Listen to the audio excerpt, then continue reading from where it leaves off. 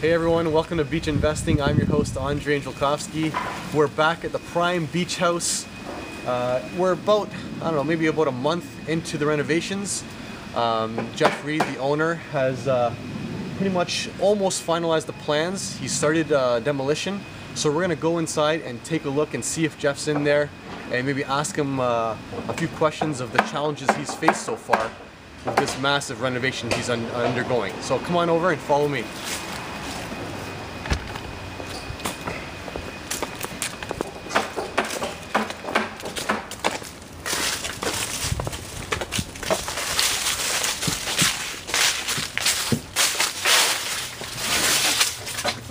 Hey Jeff, are you around here? Yeah. Come on down. What's happening? How are you? Good, how are you? Good. So we're back. Yeah. How are things going here, man? You know, renovation's going all right? It's going pretty good. Yeah? A little messy. A little messy. You see, you're pretty much got it down to the bones. Yeah. Yeah. So can you share with the viewers what you've started and what you're seeing here? Some challenges. Want a tour? Tales of the trenches, buddy. Let's go. Okay. You can see over here, this is the original foundation wall from back in 1895 when it was built.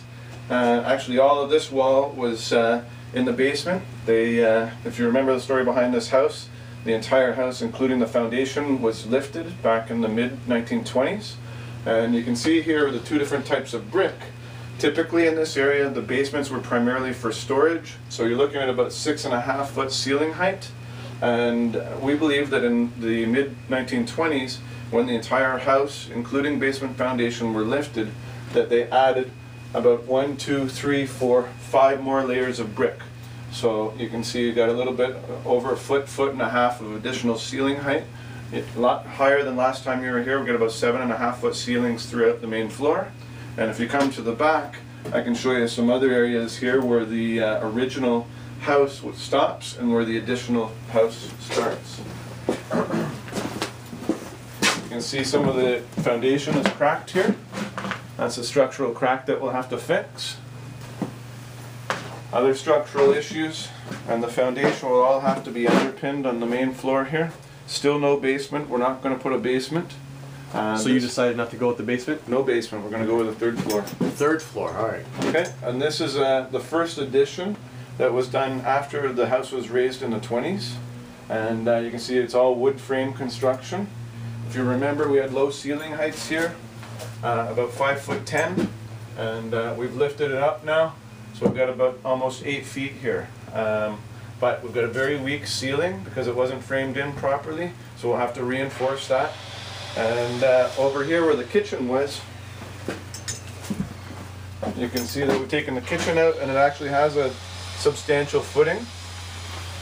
But again, short ceiling height, so we'll take this entire addition off and replace it with a proper foundation. And for design, we're looking at drywalling all of the addition at the back of the house and leaving the brick walls exposed. Okay, so what about this right here? This is all going to come out. So this whole thing's going to be pushed out and it's going to be one big room? Yeah, and over here, this will just be squared off at the back. So we'll be over 40 feet long when it's done. The architects are just wrapping up the design. We've had a couple of dramas with illnesses in the family and a couple dramas with the architect. So it looks like I'm probably going to do the drawings for this one on my own. Luckily I learned that in school. So I'll be putting the drawings together in the next week or so and getting the permit process rolling. And if you like, we can take a look upstairs. Let's do it. So I just want to actually just mention here about the brick wall that you have here. This is actually, you're going to leave this? Yeah. So it's going to be exposed brick, no drywall? No drywall on this area. We're going to tuck point the walls and probably will sandblast them and restore them to their original state. And tell us why do you plan on doing that? Why not drywall? Drywall, everybody's got drywall. We've been to a couple of houses on the street that are in excess of $1 million. And they're drywalled and it feels like a builder's special. This house is going to have character and it's going to be more of a loft industrial style. And we're likely going to leave a new concrete floor and replace the heating system that's forced air right now with a boiler system with in-floor hydronic heat, so we'll have nice warmth coming up through the house. That's why I like your renovations. You're leaving some character in there. Yeah, we'll restore it. So we'll show you upstairs. Alright. Let's go on upstairs now.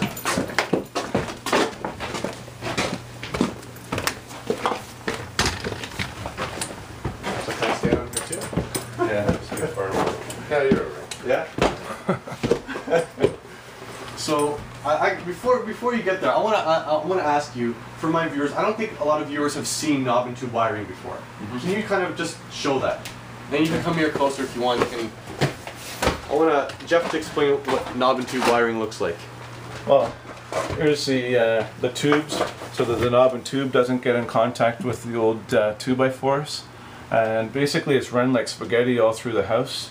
They have issues with the grounding, and this is about 2 generations newer than the knob and tube. This is called Romex, and that's what we want to see in all the new homes.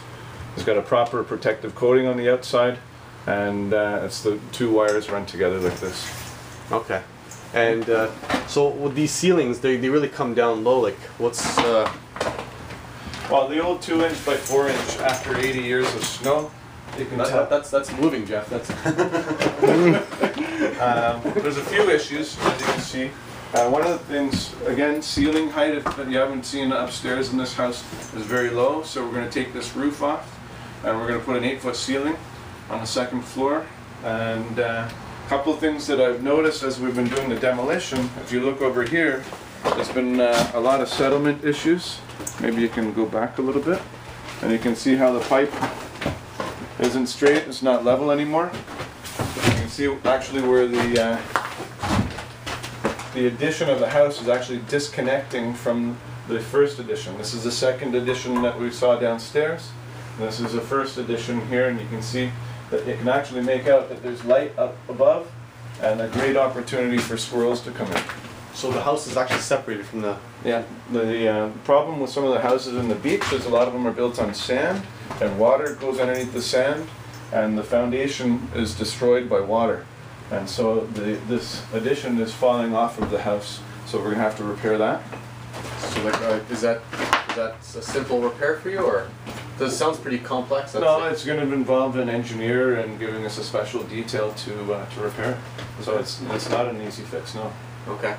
And we can show you here.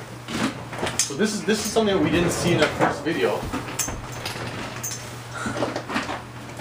Is this a 3rd story that you're going to be adding, or is this you just going to be expanding on this? This is taking the roof off of the house and adding a 3rd floor complete.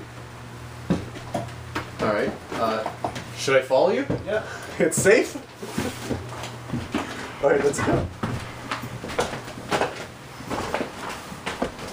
Whoa. Where can I stand?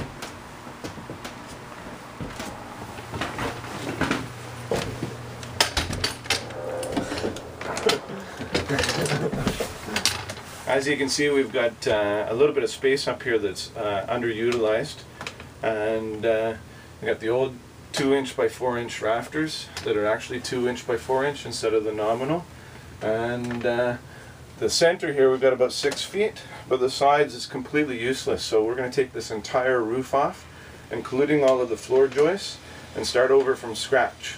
And we're going to put a master bedroom with ensuite up here, and with a deck out the back looking at the backyard. So we're trying to get the permit process pushed along quickly because things are starting to get cold. It's Movember here. So things are getting chilly, and we want to get this roof taken off and replaced and insulated as soon as possible. So. And the plans for that side, are you going to be putting out a deck? Yeah, we'll put a deck overlooking the backyard. Yeah. Yeah. Okay. Awesome. Great progress, and thanks for sharing more of the details. And we'll come and check up on you again in a few weeks. Yeah. Yeah. That'd be good. Sure. Awesome. Thanks a lot, Jeff. Thanks, Andre. Appreciate you guys. Anytime. See ya.